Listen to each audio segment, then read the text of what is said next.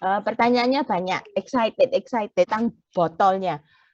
Botolnya bisa apa aja? Saya punya botol bekas pel. Boleh tak pakai bukan botol jus, botol bekas pel yang which mereka sudah punya saat kini yang nggak tahu boleh pakai enggak satu. Kalau aku segala macam tapi dicuci bersih ya. Biarpun bekas pel ya.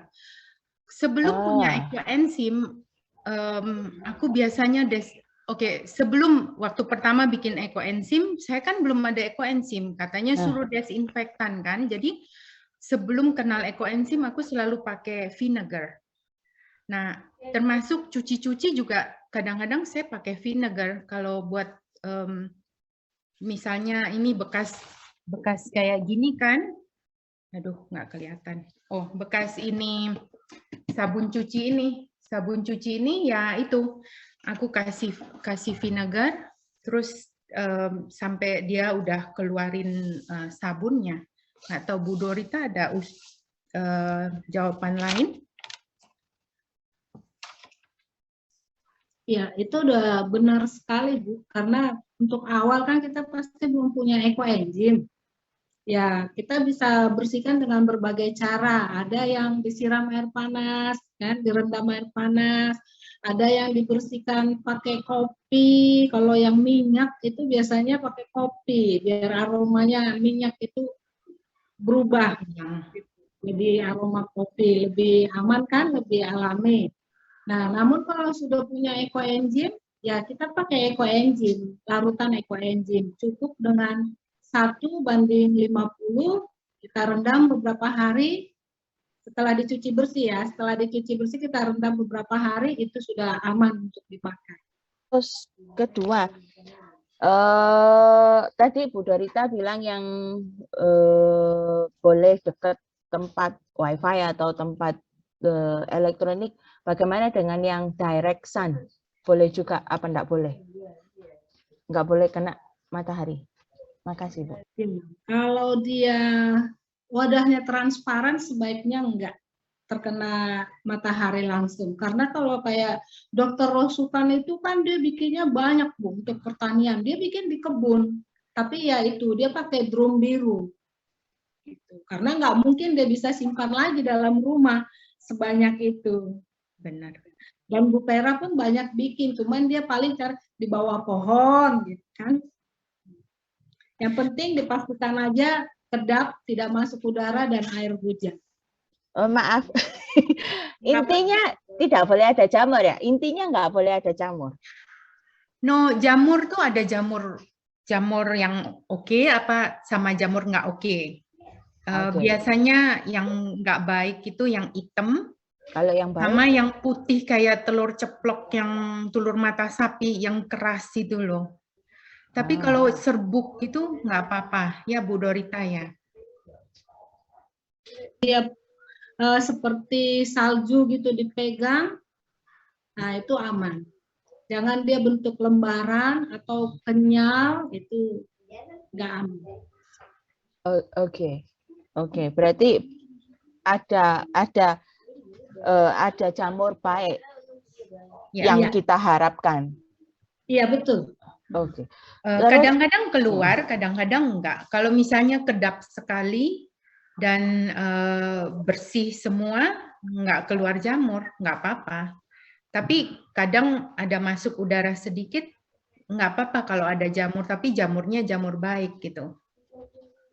Mungkin sedikit penjelasan kenapa ada jamur.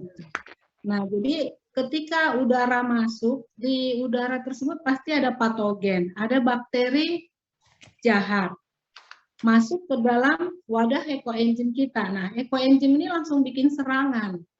Dia nggak mau terima yang bakteri jahat tadi. Nah, dia melawan dan menang. Jamur itu adalah bangkai-bangkai atau mayat-mayat dari bakteri jahat tadi. Jadi kalau kayak Bu Pera sendiri sih dia patokannya dia akan pakai ekoenzim itu untuk terapi jika jamurnya banyak dan bagus, tebal. Kalau Bu Pera itu bisa sampai berapa senti loh jamurnya. Jadi dia bisa ambil buat pakai masker. Gitu. Terakhir. What we do kalau itu fail, apa yang harus kita lakukan untuk fail? Buang aja. Dibuang di mana? Kalau jamur jahat, Iya, kalau fail. biasanya disarankan untuk ditanam. Kalau saya baca Bu Dorita ini yang suka jawab di Ekoenzim Indonesia, selalu disuruh ditanam, tapi yang kena sinar matahari, ditanam di tanah maksudnya. Nah, tapi selama ini aku nggak pernah ada jamur jahat karena selalu kalau bikin tuh harus bersih gitu. Kalau udah bersih dan nggak masuk udara, kayaknya nggak bakalan sampai hitam gitu. Makanya mau share foto juga cari dulu punya Bu Vera karena nggak pernah ngalamin gitu. Ya Bu ya. Iya, betul ya. Jadi kalau dia jamurnya putih tadi, itu memang satu-satunya cara begitu. Jamurnya diambil, dipendam, atau dijemur di terik matahari boleh biar dia kering. Cairannya ini siramkan ke tanaman tua. Jadi jangan disimpan, jangan diirit-irit gitu, langsung sekali buang aja ke tanaman tua, jangan ke saluran air. Jangan ke pohon cabai. Itu dia. Tapi kalau gagalnya dia jamurnya ada hitam-hitam atau merah, dia nggak putih banget gitu, nah itu masih bisa diperbaiki Bu. Atau aromanya yang agak bau, itu masih bisa. Yang jamur jeleknya, yang hitam-hitamnya itu diambil, tambahkan lagi gula merah tebu, tergantung aromanya. Kalau dia udah bau yang sangat, ya tapi jangan sampai busuk banget juga ya. Kita udah nggak enak, itu nambahkannya seperti di awal. Waktu gula merah kita masukkan. Tapi kalau dia hanya aromanya jadi lebih kecut aja gitu, nggak seger, nah itu kita tambahkan 10% aja fermentasi 1 bulan lagi. Aku mau bertanya. Ya Bu.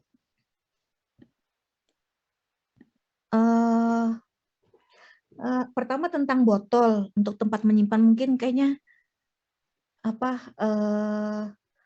kalau untuk mencoba pertama kali botol yang kecil-kecil aja kali ya, kita mau tahu seperti apa. Nah, untuk memastikan bahwa itu botolnya bersih, bagaimana? Tadi misalnya dicuci pakai sabun dan kemudian pakai air panas. Bagaimana kita memastikan bahwa botol itu sudah bersih? Apakah dibiarkan dulu? Bagaimana prosedurnya gitu? Kalau aku udah kan kita nggak punya enzim dulu, sekarang kan nggak punya enzim gitu. Nah, bagaimana, apa yang bisa kita lakukan? Apakah cukup dengan tadi dicuci dengan sabun biasa, kemudian disiram air panas gitu kali? Itu udah cukup bersih? Kita bisa bauin, dicium aja gitu. Itu bekas minyak, apakah masih ada aroma minyak? Kalau bekas sabun, masih ada aroma sabun, berarti kan masih kurang bersih. Kalau sudah tidak ada, ya udah bisa Bu. Jadi lebih amannya sih sebenarnya kita nggak repot bersihkan tuh pakai bekas air mineral ya. Oh, oke. Kan jadi nggak perlu air mineral ya berarti ya. Iya, jadi nggak perlu bersihkan Bu, langsung dibilas air aja sudah selesai. Iya, benar-benar. Jadi mungkin dengan bekas-bekas botol yang air ya. Air botol minum. air. Ya, kalau kita di sini Aqua gitu kan. Oke. Tapi juga bekas-bekas sabun jangan dibuang botolnya, sayang buat ekoenzim Iya sih, biasanya itu botolnya lebih besar memang. Iya. Oke. Kemudian jadi kita cium aja ya, maksudnya dari baunya bisa kita tahu bahwa itu udah bersih ya. Seperti maksudnya ya piring dan sebagainya kan kalau udah kita cium gini, oh ini bersih gitu ya. Cukup dengan itu ya. Iya, atau lebih aman gini Bu, kalau bekas-bekas deterjen atau sabun cuci piring itu sebagai wadah setelah panen aja, nanti setelah dipakai untuk wadah yang panen baru dipakai ya.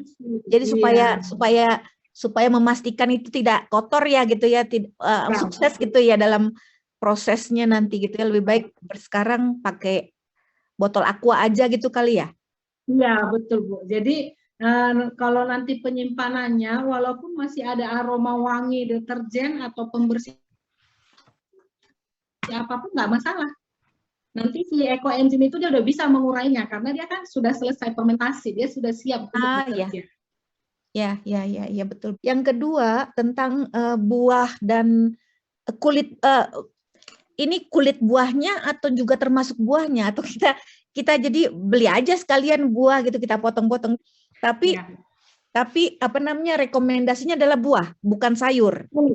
Sayur 40% ya Bu Dorita ya maksimum. Ya, Iya, Supaya ini tadi sukses aku untuk pertama kali aja, maksudnya kita kan nih masih bingung kan, masih meraba-raba gitu, supaya percobaannya ini masih percobaan kan, percobaannya sukses, mungkin apakah buah dulu aja itu yang lebih mudah rekomendasinya? Intinya kan semakin beragam yang kita masukkan, bahan organiknya semakin banyak enzim yang kita dapat, karena setiap bahan kan beda enzim. Dan satu lagi, kenapa disarankan kulit buah? Karena ternyata enzim pada buah dan sayur itu lebih banyak terdapat di antara kulit dan daging. Jadi boleh saja kita pakai buah, tapi yang pasti akan lebih baik hasilnya kalau kita pakai kulit buah semua, karena enzimnya di situ kan. Oke. Bu, kalau kita habis misalnya udah kita mau makan buah atau udah selesai makan buah, jadi ini dicuci pakai air biasa aja, udah cukup itu, kulit buah itu dicuci pakai air biasa, tapi supaya bersih ya gitu ya. Ya, kalau kita kan biasanya juga pulang dari supermarket, buah kita udah cuci ya Bu ya. Iya. Kita hanya pastikan aja mungkin pada saat tangan kita ngupas buahnya ada minyak. Nah, itu kita memang harus bersihkan, jamin. Dan memang lebih bagus lagi, makanya kalau kita di Indonesia itu selalu berbagi ekoenzim agar teman-teman yang pertama sekali bisa cuci bahan organik tadi dengan ekoenzim. pulang saya langsung desinfektan ya buahnya. Terus biasanya sih nggak langsung, oke anak-anak mau makan jeruk, oke makan jeruk. Jadi saya kupasin karena takut, karena nggak mau pada megang-megang. Jadi udah saya kupas, langsung saya simpen buat masukin ke ini baru. Oke ini jeruknya gitu. Maksudnya gitu. Jadi biar nggak usah nyuci lagi kan nanti kepegang lagi. Jadi langsung aja ya. Aja gitu. Tapi cukup maksudnya dicuci seperti kita mau menyiapkan buah, kan dicuci dulu buahnya. Jadi udah seperti itu juga udah bersih ya buahnya. Kalau biasanya disarankan direndam sama ekoenzim 45 menit ya Bu Dorita ya. Minimal 45 menit. Cuman biasa kalau sebelum saya kenal ekoenzim biasanya saya rendam 30 menit sama pakai white vinegar, cuka putih. Oke. 30 menit cukup dengan itu ya? Ya. 30 menit. Baik. Kemudian pertanyaan yang berikutnya itu dia jamur. Jadi konsepnya seharusnya kalau semuanya baik tidak ada jamur, itu betul? Betulkah itu? Artinya kalau prosedurnya baik, semuanya bersih, kemudian cara menutupnya juga baik dan sebagainya, seharusnya tidak ada jamur. Itukah? Betulkah? Sebetulnya jamur itu adalah natural ya. Cuman artinya gini, dalam proses pembuatan enzim itu kemungkinan besar ada jamur, iya. Betulkah itu? Oke. Hanya yang perlu kita perhatikan adalah jamur yang baik dan jamur yang tidak baik. Mungkin itu kali ya? Ya. Artinya adalah wajar bahwa jamur itu akan muncul karena sulit untuk mencegah kemunculan jamur karena tadi itu ada ditusuk ya, berarti masih ada kontak dengan darah. Tidak 100% tidak ada udara kan tidak mungkin ya, itu mungkin ya penyebabnya.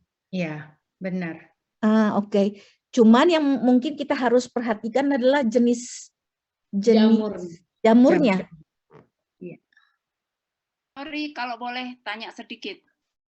Berkaitan dengan jamur yang Mbak Evi sedang tanyakan, lebih baik berjamur atau mana kualitas yang terbaik, yang berjamur atau tanpa jamur? Kalau emang prosesnya bagus kan nggak akan keluar jamur gitu kan. Kalau misalkan udaranya terkontrol, maksudnya lebih baik, mana kualitasnya lebih baik, yang berjamur atau tidak berjamur? Sebenarnya ya Bu, saya juga udah 2 tahun bikin belum pernah tanpa jamur. Karena logikanya pada saat kita buat, kita masukkan gula, kita masukkan bahan organik, otomatis sudah ada udara. Nah, jadi pasti ada jamur. Yang membedakan mungkin sedikit atau banyak gitu jamurnya. Nah, jadi kalau Bu Peratan sendiri, seperti tadi saya sudah bilang di depan, dia nggak akan pakai ekoenzim itu untuk terapi kalau jamurnya tidak banyak. Jadi kalau jamurnya, ini kita bicara jamur baik ya Bu. Jamur baik itu banyak, berarti dia pintar bekerja gitu loh, jago. Enzimnya itu jago untuk menghantam bakteri jahat. Jadi di saat kita pakai untuk detox, racun di tubuh kita pun dia akan lebih bagus menyerapnya. Gitu. Oh, Namun jadi bukan patokan berhasil atau tidak, ada jamur atau tidak, itu bukan patokan berhasil tidaknya ekoenzim. oh, oke. Jadi justru ini yang saya tangkap ya. Jadi justru adalah alami bahwa akan terjadi jamur. Satu itu. Yang kedua justru bahkan jika jamurnya muncul, dan tentu saja ini yang termasuk jamur baik, itu justru lebih baik, malah lebih baik. Tandanya si ekoenzim tersebut bekerjanya bagus, dia kuat gitu. Karena nggak mungkin udara kita tanpa patogen. Oke. Jadi kalau misalnya dia berjamur dan dia berjamur baik dan jamurnya banyak, justru itu baik sebetulnya gitu. Betul kan? Dan jamur itu bisa kita pakai untuk max.